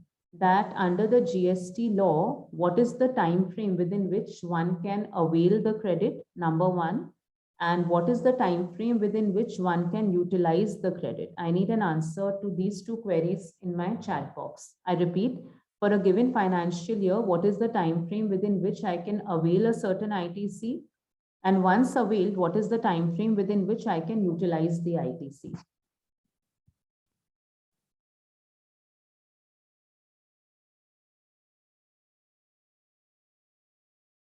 So very rightly pointed out by Mr. Majumdar that availment of ITC is subject to 6 months from the end of the financial year. That means I would rather say that it is subject to the due date of filing the return for the tax period of September of the following financial year. By return here, I would say GSTR 3B. So precisely the 20th of October, if we were to consider the due dates by and large to be 20th of October for the month of September. So the due dates are 20th of October because these are the due dates for filing the returns for GSTR 3B for the month of tax or tax period of September for the following financial year, number one.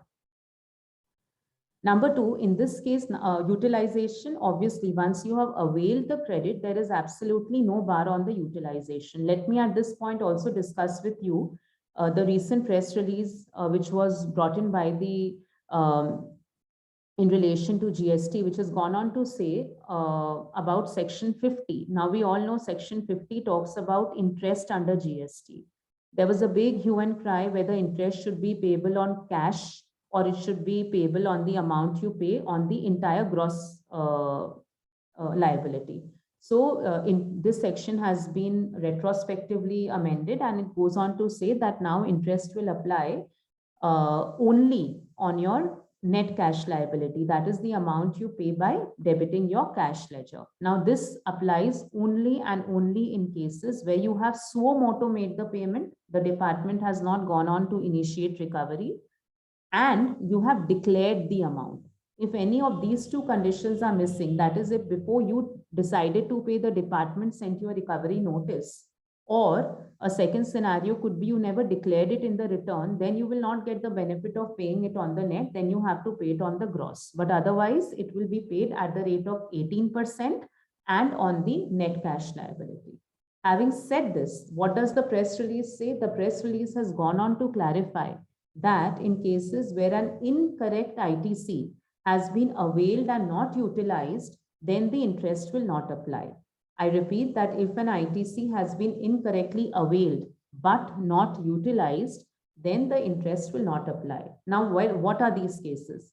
We know that in case of section 17.5 in relation to construction activities, there are a lot of ITC which otherwise is blocked. What is blocked? Say, for example, today, if I'm making an office for myself and if I undertake a small repair work, which otherwise I put it in the P&L as a revenue item, then in that case, the ITC will not be blocked. I called a plumber, he repaired my tank and he charged me, example, 10,000 rupees, and I debited in the revenue, subject to prudent accounting policies.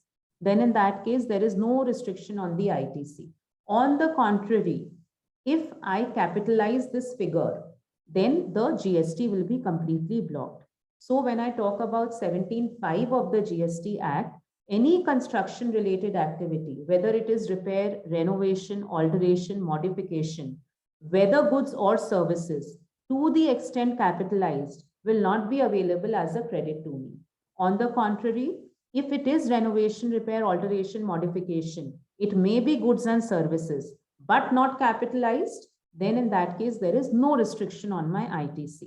And whether capitalized or not, if I can prove it is in relation to the foundation of a plant and machinery, then again, there is absolutely no restriction. These are the basic provisions.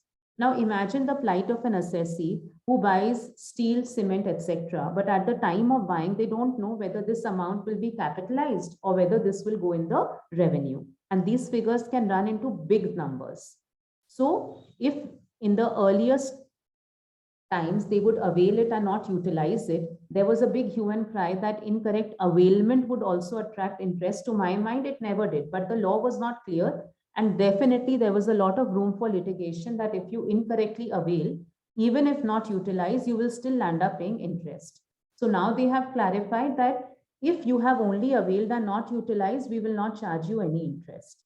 So in such cases, you can actually avail the ITC and you cannot utilize it till you are clear that whether this will be available as an eligible credit or not. So in this case, you have absolutely no time limit in utilizing. You can continue availing it. You can continue not utilizing it, subject to obviously this problem of the fact that when you are making your GST 3B returns, and if you want to retain a certain credit in say IGST, because you're not sure, the entire framework of 3B will not allow you to retain this amount. They will ask you to first use this IGST. So I'm just again coming back to this particular point, because this was also an amendment in section 50, and this is important for us to understand. What did I tell you right now? I told you that in cases of ITC, which is available to you, you are not very sure whether this is eligible or not. What will you do? You will avail it and you will not utilize it, because now the law is clear that if you have availed and not utilized, I will not charge you interest. So what does my assessee do? My assessee is genuinely not sure whether it is eligible or not eligible. I gave you an example of the construction related.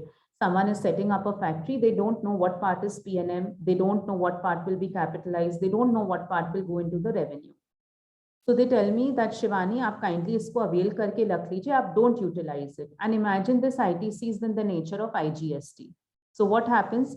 I know out of 100 rupees, my assessee is not sure about 80 rupees. So he says 80 को आप मत use करिए, 20 को आप use कर लीजिए. I avail the entire 100 rupees. I used 20 and I want to retain the balance rupees 80. Now there is also an output for me in IGST. Probably my 3B will not allow me to retain this 80 because they will say you have 80 here, you first use this, then I will allow you to go to CNS. So while the law says one thing, the portal is often not hand in hand with this. So there is one problem which can arise. However, it's a very interesting problem. Maybe there is a way out. You can actually reverse the credit and re-avail it at a later point in time, because this deadline of September availing does not apply to re-availment of credit. It applies only to the first time availment. So what will I do in my case? I will probably reverse the credit and I will re-avail it at a later month. And although this month can be beyond September of the following financial year, because the limitation which is cast that you have to take the availment within 6 months from the end of the financial year applies only to the first time availment of credit and not to the re-availment of credit. So that's very interesting, and I thought I should discuss with you because interest is one thing that often is a pain point for a lot of assessees. Now coming back to this. So I would say in this case that you have actually availed something and you have reversed it by mistake. Now, when you make your GSTR 9 under table 7, which talks about reversal of ITC, the reversals are not auto-populated, that you need to feed it with your hand. Now, if this particular credit was otherwise eligible and you had made a mistake by reversing it, but you have re-availed it in April of 21, I would say that do not show it in the ITC column of GSTR 9 for the financial year 2021 because you have already re-availed it. So what will happen? Your table 7 will be blank because obviously you are, your table 7 will show the figure of reversal because you have reversed it. To that extent, your GSTR 2A will be higher because your vendor has correctly passed it on to you in the given period. And your GSTR 2A of 21, 22 will be lower to that extent. So you can offer a reconciliation to the department to that extent and do it just the way you've done it. The alternate approach will be what? That you reverse it in the month of April 21 by filing a DRC just to match it with your 2A, and you don't show the reversal in the financial year 2021. So both options are available to you. If you do show the reversal in the month of March, then there will be a reconciliation issue with your 2A. Obviously, you've given a figure of 100. This could be a crore also. So to that extent, again, the 2A of the next financial year will be lower. So you have to offer a reconciliation, which you can always by way of uploading an annexure while uploading your 99C. And the other could be, if you want to match it with your 2A, you show it as if you did it in, you availed it in March of 21. You can simply reverse that particular credit by way of DRC for the financial year 21-22. That is, both options are available to you, depends on what you want to prioritize. Again, thank you, Naveen. Anyone? Just let me see if there are any other questions. My concern is reporting issue, nothing else. Where to report? I think, Naveen, I have answered your question. Naveen, you have already registered my name, membership.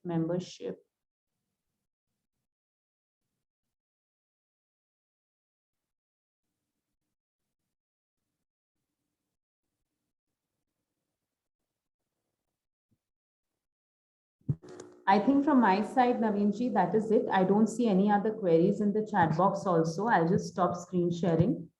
And I think we could probably just wrap up the session unless we have any other questions. There are no more questions, ma'am, but if you want, you said you were discussing some case laws. So these were basically the case laws I've referred to. I will quickly just run through them in the next 5 minutes because I thought these are the important case laws. So this is Kabir reality. Now, Kabir reality has gone on in this particular case. The High Court of Madhya Pradesh has gone on to say that GSTR 1 is very much, I'll just read the head note, is very much a self-assessed tax that if you declare something in 1 and do not pay the same in 3B, then there is actually, since 3B is the evidence is the final evidence of payment of taxes. And if you do not file your 3B, to that extent, you passed on the extra credit, and this will be a self-assessed tax. And the minute it becomes self-assessed tax, the recovery provisions for the department will be much broader compared to the fact had it not been a self-assessed tax. So this is Kabir reality. So GST are one return filed by the petitioner, but 3B returns which are to be paid on the portal based on self-assessed transaction value were not filed. Consequently, no revenue actually transferred to the government. On the other hand, all these assessees would have availed the credit. So procedure complicated under Chapter 15 followed by 79(1)(c), and hence the tax liability under 1 can fall within self-assessed tax, and there is no requirement to issue a show cause notice, and they can go for direct recovery. So that was one. The second one was Sky Shimpex, wherein in this particular case, they have spoken very, very strongly about the provisions of provisional attachment, which we discussed, that the powers which were available to the revenue officers prior to the amendment were much narrower compared to the powers which are now available to the officer based on the amendments of 1/1/2022. Now, in this case, merely summons were issued. So while a proceeding was pending, but because it was not in the nature of the sections which have been provided, so they said that any provisional attachment that they did was incorrect, and to that extent, the proceedings were considered to be null and void because summon is issued under 70, and the erstwhile provisions of Section 83 did not allow the government to initiate provisional attachment by virtue of any proceedings which were pending under Section 70 of the Act. And hence, the orders were quashed. And as I say that whenever any notice, any letter, any communication we receive from the department, rather than straight away just replying to it on merits by giving them figures and the reasons, you should first understand whether the department has the rights to issue that, or you as an assessee fall within the ambit of that section.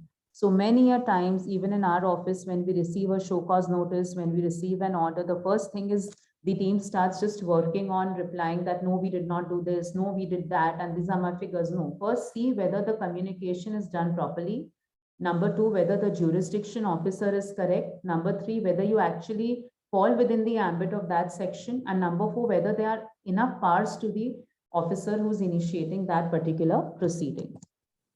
Then was Radhakrishnan, that again was in relation to the provisional attachment, wherein the Honorable Justice Y. Chandrachud held that these are very, very draconian powers, and before you exercise these, you should be very, very careful in understanding that why is the provisional attachment proceedings initiated, and also that one should exercise a lot of caution. This was by the Honorable Apex Court, and I think this judgment will go a long, long way in giving the assessee the benefit in cases we see that there is no counter accountability on the officers, and they randomly start, either threatening the assessee or actually going forward to doing provisional attachment. We know people whose provisional attachments have been done and their businesses have really been ruined. So if cases like these can be resorted to, as I said, without even getting into making them understand why you should not fall within the ambit, you can simply just quote these judgments and these will come to your rescue. The last was Star India in relation to the interest, which is that why this is a quasi penalty and in the nature of a quasi punishment.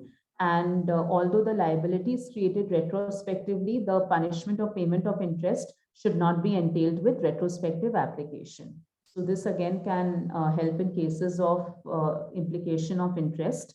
And this particular case was definitely more in relation to the retrospective application. So these were the cases from my side, Naveenji. I'll just stop the share. So we'll be wrapping up the session. It's 5 o'clock. Thanks for the deliberation, ma'am. It was important that all the amendments which are being made by the GST council should be known by the CA fraternity, so that it will be helping them. And all the important amendments which were being made, a few retrospectively also. How long will it stand or not? Let's see, the time will say. But as a CA practitioner, as you always said in your deliberation, that it's an evolving act and law. So you should have a justification of yourself, whatever you're doing, so that in near future you can have a justification with your assessing officer that why you have taken such a stand, and why the reconciliations or the figures which you are reporting in your GSTR 1, GSTR 3B, or GSTR 9, 9C, that could be properly explained. Thank you a lot for this deliberation, ma'am, for taking out the time. I would request my committee member Naveen Singhal to kindly offer a hearty vote of thanks. Over to you, Naveen. Thank you, Pia. Good evening, everyone. I am Naveen Singhal, and on behalf of Views Exchange, I would like to thank CA Shivani Shah ji for enlightening us with her vast knowledge in indirect taxation. She gave us deep insights about today's topic and cleared a lot of noise around it. She revealed areas of litigation departments take on the issues and what is being followed in the practical world. I am pretty sure the precious knowledge that she gave us will definitely help us in our day-to-day work. Once again, I would like to thank CA Shivani ma'am for taking out time. Thank you so much, ma'am. Also, I would like to thank all the attendees for being so attentive, interactive, and asking great questions. Similar to this, Views Exchange would be conducting add-on meetings in the near future, against which we will keep you posted about. Also, do subscribe to the YouTube channel of Views Exchange for referring to any of the topics that you might have missed. Thank you so much, everyone. Please stay safe and cautious. Thank you, ma'am. Thank you. Thank you, Naveen. Thank you so much. Signing out, I would request everyone to kindly fill up their membership numbers in the link provided, so that we can capture a membership number and give CPE credits. Yes, ma'am, you are saying Thank something. you so much, everyone. And I would also like to thank you, Views Exchange, for always explaining the platform and sharing knowledge. We are honored that this more gaining knowledge and sharing knowledge for me. And I look forward to many more such sessions. And thank you so much for being a part of today's session. Thank you, everyone. Thank you, ma'am. Naveen, Naveen, Naveen, Yes, yes, ma'am. Yes, so I would request you to update all the attendees about the budget seminar coming on 3rd, so that they can be just for your attending it. information, that budget is scheduled on 1st of Feb, and we have organized a seminar on 3rd of February from 2:30 to 5:30. We are having CA Girish Ahuja with us, who will be deliberating on income tax proposals which are being laid down in the budget proposals.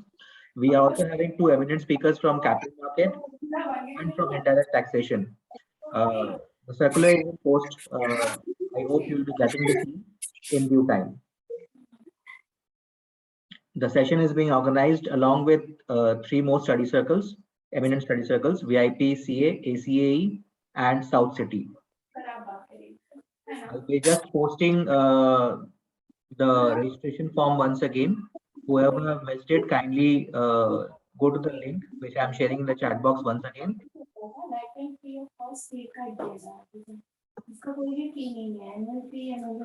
Thank you all. तो sir क्या मैं जान सकती हूँ कौन से bank का card अभी यूज करें?